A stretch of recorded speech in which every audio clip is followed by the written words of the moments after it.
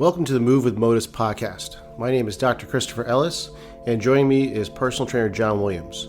We are the owners of Motus Personal Training and Physiotherapy. Together, we will discuss any topic you can think of when it comes to training and rehab. From the carnivore diet to hip impingement, you can be sure that all your questions will be answered. Enjoy this week's episode. And we're rolling. First episode of the Move with Motus podcast, or I guess episode 0. Yep, I'm excited to get into it. So what's going on, John? Not much. You're getting busier. I love it. I'm so happy. Yeah, it's picking up. I mean, Naples is super seasonal, as we know. We're in the heart of season, and the traffic down here has been crazy. I even heard that like 950 people a day are moving to Naples, not just like Southwest Florida, but to Naples. Well, I mean, it's just obvious. Like, I look around all day, and it's just beautiful here. And I keep telling my parents, I don't know why you guys live up there. They live in Massachusetts in the winter. Now that it's just so nice. Everyone's like, okay, I can work via Zoom now. Okay, so what's the point of being in the cold? Well, especially if you look at like Collier Boulevard itself. I was just driving down coming here, and it's just exploding. Like, there's new developments, there's new shopping centers popping up every single day. Your house value is probably going to go up at least double. Yeah, it already has, actually. Yeah. I looked it up. I was excited. Yeah, they're building a second Mercado over on Immokalee and Collier. An actual Mercado? Well, it's going to be like the same idea, not call it the Mercado. I forget what the name of it is, but it's going to be, outdoor shopping, dining kind of thing. Is it the same company? I don't think so. I'm not totally sure, but it's a different name. Yeah. But, yeah, very excited. So I guess we might as well talk about how we got into this field, how we know each other, Sure. what this podcast can be all about. Sure. So you told me an interesting story about how you got into physical therapy. Mm-hmm. Let's dive into that. Well, I fell down an elevator shaft. As you do. As you do. So, if you talk to most physical therapists, there's probably some sort of physical ailment or trauma in their background, and they went to physical therapy themselves, and they're like, wait, you just get to like hang out with people in a gym and like make them better? That's awesome. So a lot of physical therapists kind of take this similar route. So for me, I was in my 20s, and I had moved out to California. And this was back when it was hard to find work in California, after sort of the internet bubble had burst. Yeah. So I was trying to get jobs, and I was young. Didn't really have that much experience, but I couldn't even get a job at like Starbucks. So Sheesh. I was on Craigslist. That was the thing back in the day, Craigslist. And what were you doing for money at the time? Just I had a saved little bit in your bank account and just surviving? Yeah, so prior to that, I was living in Boston and bartending. I had a good bar gig, and I just saved a bunch of money, so I had like a bit of a cushion to ride off of. Gotcha. But it was dwindling fast, so I was getting a little desperate, and the Starbucks wouldn't hire me, and I even had Starbucks experience, actually. I was a barista at one point. So I took a construction job. Yeah. I had very little construction experience. So I was into the job about 2 weeks, and I was like the guy just doing all the grunt work, move that door over there, sweep this, the foreman is just like kind of made me do all the bad work. So yeah. Anyways, at one point I was up on the 4th floor of it's actually a $13 million home, and they were putting an elevator shaft or elevator in the house, and I was measuring the framework around what would be the elevator shaft door. Mm-hmm. And somehow I managed to fall in. I fell 4 floors. I fell through some wood on the way down. On the second floor, there was a piece of plywood laid across, and that's where we were keeping our tools and stuff. So I fell through that and then landed on my big butt, which probably saved my life too, is the big glutes. Kind of like a side fetal position, one hand stretched out to brace my fall. And I fractured the top left pelvis. I fractured my left hand. That's why it still makes all these fun sounds. Do that again? Oh, that's a good time. Yeah. And then L1, vertebrae in my back. And so... Now, was that painful, that like initial landing, or you don't even remember any of it? No, I remember it. It was super painful. Okay. Yeah. It was just funny because I've had other painful experiences where I didn't feel anything because sometimes the nervous system like shut down. Right. But no, I felt this one, and it was horrible. I guess it's hard to say because I was a little bit amnesic afterwards for about 3 hours. I knew I lived in California, but I didn't know what city. I knew I had a girlfriend. I didn't know her name. I was like, I think she's got blonde hair, but I wasn't so sure. So that persisted for a good 3 hours, and slowly my memory came back. It was kind of wild. Now, was that pretty scary for you, just like not knowing those things, and the people asking you as if you should, or was that? It's like getting Novocaine. Your tongue goes numb at the dentist. like there's just nothingness. It's such a weird feeling, like you feel like you're gonna bite your tongue. You know, it's kind of like that, but in the brain. Huh. It's so strange. Yeah, it's a very unique experience. Scary. Don't go through. Yeah, I don't recommend it. But I think I was more concerned with, will I walk again? In fact, that was the first thing. I like the paramedic. I was like, am I gonna walk again? He's like, I don't know. But yeah, and hopeful. So this is in San Francisco. Mm-hmm. And if you've ever been there, it's super hilly. So I'm on this gurney, kind of strapped in. We're going up and down these hills. I'm sliding around, and like all these unstable fractures are just, I don't know they're grinding. That was almost the worst part of it, actually. It was so painful, that ride. So anyways, I get to the hospital. The nurses told me they thought I was going to be dead on arrival when they saw my chart coming in. So anyways, I go to San Francisco General. I'm in it was like horrible healthcare, actually. I mean, the hospital was super overrun. There's a big homeless population in San Francisco, and it was just like every room was taken. So I was in like a gurney in like a hallway for most of my stay there. Anyways, I told them, I'm pretty sure I broke my wrist 'cause my wrist looked like a big whale. So they did like a full body MRI, and they're like, oh, you didn't break your wrist. You broke your pelvis, but you're lucky. It's the non-load bearing part of your pelvis. So they gave me a cane. What specifically, since we're the innominate, the iliac crest. Gotcha. Yeah, so where glute medius attaches, basically. Mm-hmm. Anyways, so they gave me a prescription for Vicodin and a cane, and I was out 24 hours later, no instruction. So I went home like a good patient, took Vicodin, and laid in bed, rested like you're supposedly supposed to do, and had this like giant. I know, right? It's painful to hear. Yeah, exactly. No instruction whatsoever. Just good luck. You didn't die. Here's a cane and drugs. Oh. Yeah. Has huge hematoma on my butt. Like I looked like a cow. It was this big black blood stain like on my butt. I'm assuming sleeping on that side was like. No, it was enough. I couldn't do it now. So I pretty much laid in bed for about a month and just got stiff, and I was in pain. I was taking Vicodin, and just nothing was getting better. I was getting worse. If anything, I was put on weight. I think I put on a total of 40 pounds. Oh, not in that month, but over sort of this stretch of sort of, this trauma. So, and I was miserable. So I went home to stay with my parents in Cape Cod, and shout out Cape Cod. Yeah, Cape Cod, Falmouth. So I went and saw my family doc. And also so weird that we're both from that same spot. Totally random. Completely random. Yeah. Did you ever go to the Rue Bar by any chance? The what bar? Rue Bar. I used to bartend there years ago. I don't think it exists anymore. Not in Falmouth. I think that one got sold, but there's a couple others. Anyways, so I go see my family physician. I take the MRI to him, and I was like, I'm pretty sure I broke my wrist, and they missed it. And he looks at it, and he's like, yeah, you're right. You broke your wrist, and you also broke L1 in your back. And I was like, oh, great. So we took new images, and luckily, and maybe it's because I just rested, didn't do anything, things like healed right. Yeah. So I got really lucky with that. And then I decided I need to go to physical therapy. So he wrote me a script. Because at that point, I was like depressed, fat. Like it was hard for me to get out of bed in the morning. It would just like lifting my leg up to get out of bed. It would take me like an hour. It would take me an hour to get out of bed. Right? Really? I was in my 20s, And, I didn't know what to do, right? Just like anybody who gets injured, they don't know what to do. Yeah. So I decided to go to physical therapy. And and this was a clinic inside of a gym. Much like we have, right? So I think it's a great model. So I did like intense physical therapy. I was there like maybe 3 or 4 days a week, probably back then, for at least a few months, maybe even longer. It's a long time ago, so hard to say. And then they transitioned me to go into the gym. I worked with a trainer for a few times, and then I just kept at it. I would go in there for like 3 hours a day. I knew everybody in there. And like 8 months later, I was in the best shape of my life. I had zero pain. I had like an 8-pack. I was like 19 again. I felt amazing. And I was like, this is amazing. What does this therapist feel like seeing me come in like fat, depressed, and in so much pain? And all of a sudden. And now I'm like, I was ripped, way more ripped back then. And like super happy. Like I was like, that's what I have to do. I want to do that. So that's my story. Yeah. And it's honestly, you hear a story like that. There was so much hopelessness, and it's very hard to get people out of that state. Yes. I saw this post on Instagram. This guy had lost all 4 of his limbs.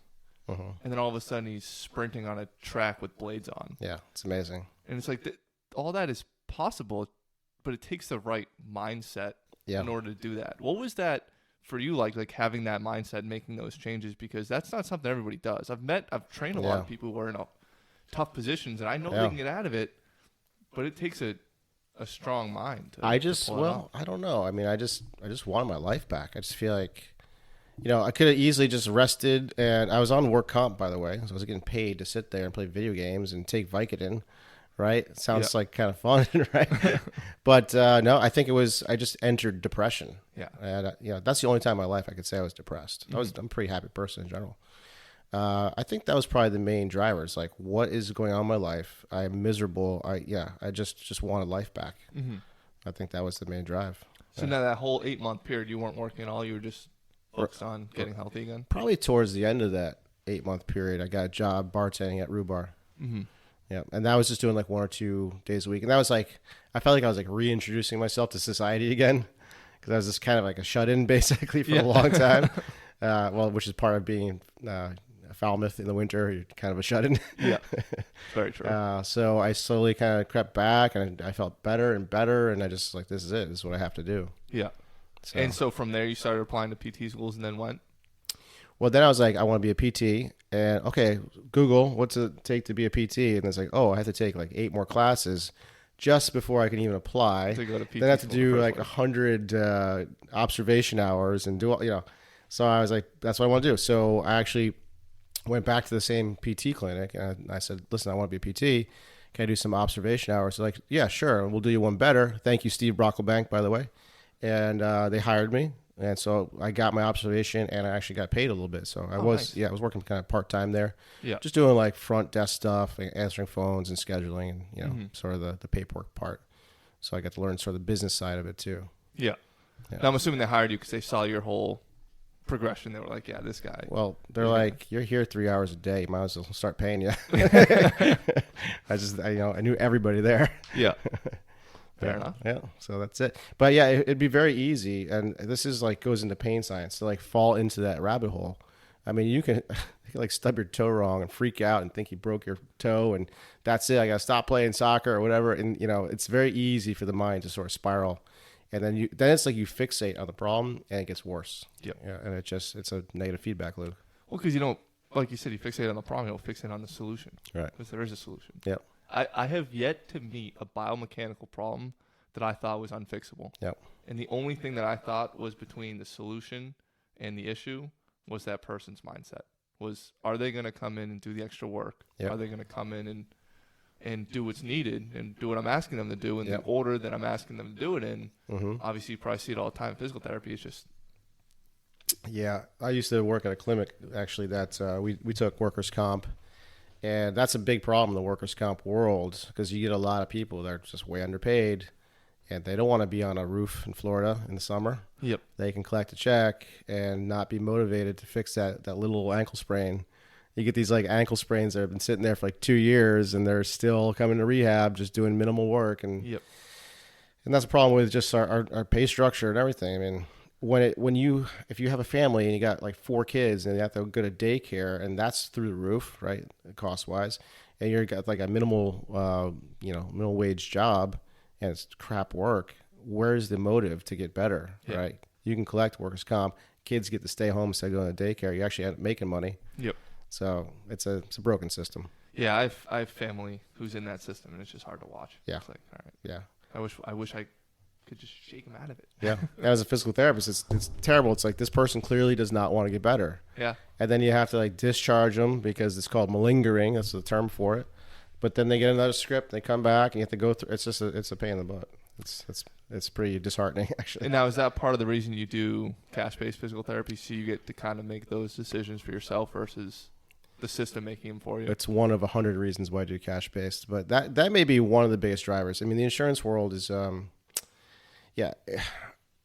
want, when I have a patient, I want myself and the patient to make a decision what to do with their health, not somebody sitting in some headquarters in Minnesota or wherever they are. Yep. Because then you, as a therapist, you're getting calls like, hey, it's been 6 visits. I think it's ready. The guy's ready to be discharged. It's like, you don't never even met this person. No idea. Right. Are you a physical therapist even? No. So yeah, it gets very frustrating. And there's so many variables that they're not accounting for, Yep. because they need to make money too. Yeah, of course. And it's a very interesting business. I've talked to a lot of physical therapists that are on that side, and then I've had you. Yeah. And it seems like this is the model that makes the most sense. I think it's the way of the future for PT, to be honest. I mean, as things get squeezed more and more, I think healthcare, at least in the physical therapy realm, is probably going to get worse and worse because physical therapists are now being forced to see 2, 3, sometimes 4 patients at once. Yep. And then they're farming out the exercises to like a tech or an aide. And, you know, I get a lot of the patients that went to sort of traditional PT and like that didn't work for me at all. Yeah. And I just wasted 24 visits and all those hours and all that time. And like, I just did like straight leg raises. Yep. When I see the approach, because I've worked, so I'm a personal trainer. I've worked in personal training / physical therapy spaces before and, you know, worked alongside PTs. Don't get me wrong, all great people. But I just saw the treatment that they had to use as their approach, and it was very rudimentary and not very focused. And I watched you treat, and I'm like, this is a little more innovative and clearly very focused on the problem and a more holistic approach to it. Yeah. Well, I mean, that's the problem when you get to the point where you have to see multiple patients. And I've been in that position before. It's just really hard to give quality care. It's hard. I mean, there are some rock stars out there that can just multitask like crazy and can do it. So there's definitely a lot of great PTs out there that, you know, I don't want to come off as like poo-pooing that whole system. No, I'm not. Yeah. I'm not saying anything bad about those therapists. I'm saying something about the system itself. Yeah. But obviously it's all about, you know, individual attention and customization. You can't just give out a protocol and say, go do these 6 exercises. Yeah. It rarely works. You know, maybe you get lucky every now and then. Yep. Yeah. So that's another reason why I do this. There you go. Okay. So enough about me. How about you? So yeah, I mean, I'm a personal trainer now. Doing it on my own, doing it for Motus at this point after our partnership. And it really just started like my fascination with fitness and health just sort of started with, I don't know, just being a kid and just like looking at good athletes and great athletes and, you know, Arnold Schwarzenegger and all those guys and Lou Ferrigno and just being like, how do I do that? Like, how do you get to that point? And so it was just always like a fascination with me. It was always a fascination with like movement and the human body and just like aesthetics.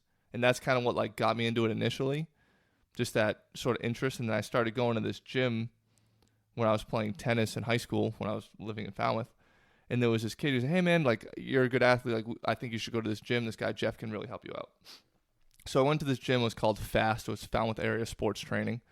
And this guy, Jeff, was this very interesting character, but he was very focused on like the science of exercise. And I had never seen that before. I just like, you know, I would do a training camp for hockey and the guy would just be like, all right, do 10, you know, a minute of planks and then 10 crunches or whatever. It was all just kind of nonsense. And this guy like had a pathway. He had a, you know, whole system. I was like, okay, well, this is kind of cool.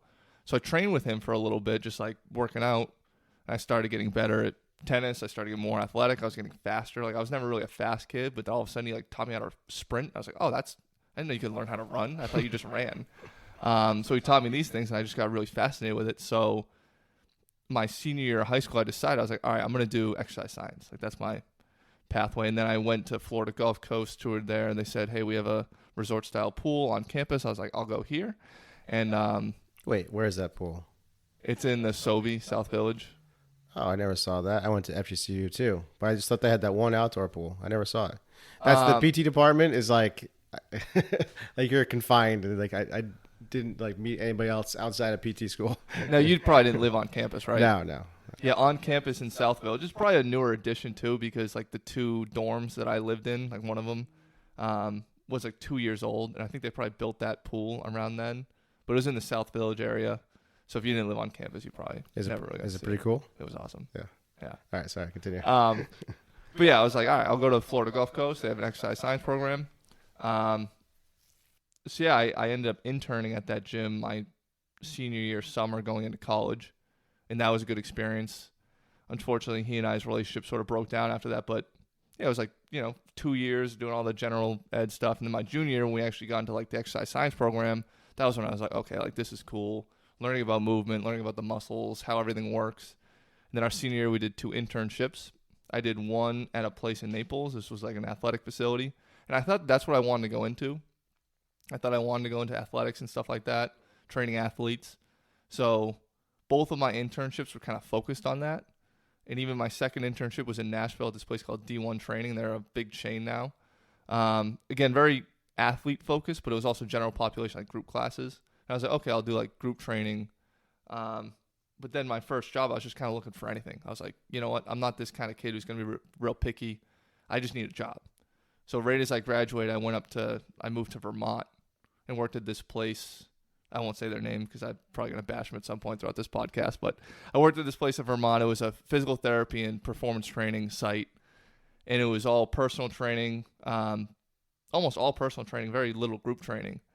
And so they just started giving me clients, and I was doing the one-on-one stuff. And I was like, oh, okay, like I'm much better in the one-on-one setting. Like I can do the group stuff, and I still do it now with my speed groups. But I was like, I'm much better in this one-on-one environment. And I was getting like probably 50% athletes, 50%, just normal individuals. And I would get these like hard biomechanical problems to solve, like somebody would come in with a bad shoulder, bad positioning, bad posture, bad hip, whatever the case might have been. And I would think so hard about all these things, and it was such a creative process that I was like, oh, this is like my path. Like, let me solve really hard biomechanical problems with good movement and good function and good mobility. And I was like, that's how I should be approaching it. So when I came down to Florida, quit my job, started this on my own, that was my whole thing. I was like, I can get you out of pain through movement. And I have to admit, I've been pretty successful at it. That's awesome. Yeah. So just through like looking at the quality of movement, you're correcting it and finding that you can eliminate pain. Yeah. And to be quite honest, you get to a point where you see so many of the same problem where you can look at a person, watch them walk for about 5 steps and be like, I got it. Yeah. Yeah. No, it's like when I go to the mall, I have to like put on blinders. It's like, it's tough. It's tough. Oh, when I go to the gym, I got to put on blinders. We work at that gym. Yeah. Yeah. Yeah, there's always that fine line too where you're like, oh, don't do that. Don't put that behind your neck like that. No. Oh. But you can't just go up and say that. No. And I thought that was the pathway for like personal trainers was to, okay, let's go up to people and be like, hey, here's a better way to do that. No. You want to go in there, treat your clients well, train them well, use good methodologies, and people are going to come up to you. They'll get interested. They'll be like, what's this guy all about? But if you go up there and criticize people and be like, hey, you suck at that exercise, let me show you how to do it better. That doesn't work. Turns out that doesn't work very well. Now, people have to be receptive, and that's not the way to go about it. Definitely not the way to go about it. But yeah, I don't really have a crazy story, but I do love this field. I think this field is one of the most important fields that currently exists, right? The field of health and fitness and nutrition. And it's being undervalued dramatically. Like, look at what a physical therapist and a personal trainer can make. I mean, the cap's like, if you're making $100,000 as a physical therapist, you're doing pretty good. If you're making $100,000 as a personal trainer, you're crushing it. Like, you're killing it. And that's not a high bar. I mean, in the financial industry, in the real estate industry, in the technology industry, like the bar's a lot higher, and they're attracting the people that we would like to have on our team because these problems are hard to solve.